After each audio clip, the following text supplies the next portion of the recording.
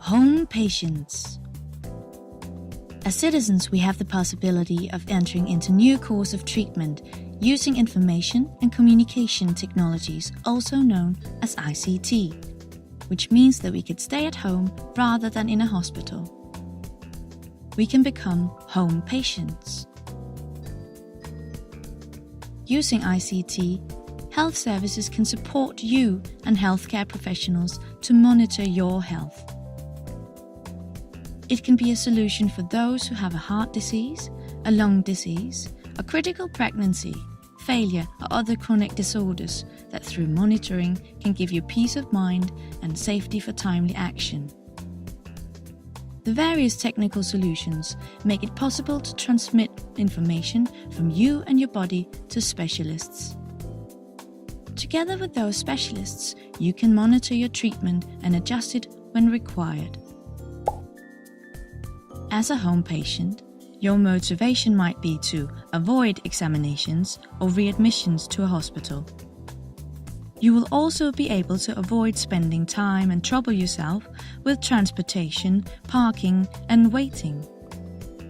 It can provide comfort to be in your own home and still be sure of the fact that you are being monitored.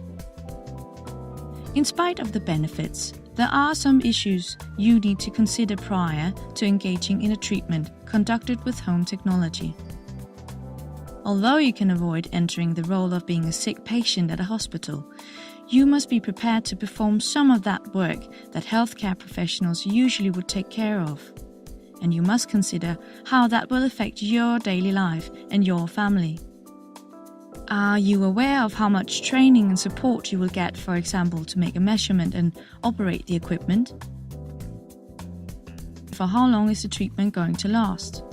And who are your contacts?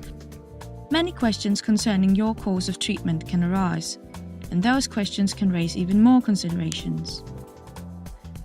Questions for an ICT course of treatment. When do you become a home patient?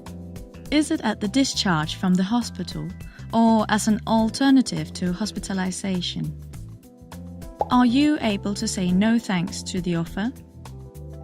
Which alternatives are offered by the hospital or municipality? And what support can you expect from your relatives? How does technology get into your home?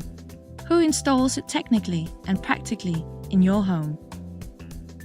Do you find it to fit into your daily life and your image in a relation to family and friends? Course of treatment. Can you perform measurements properly?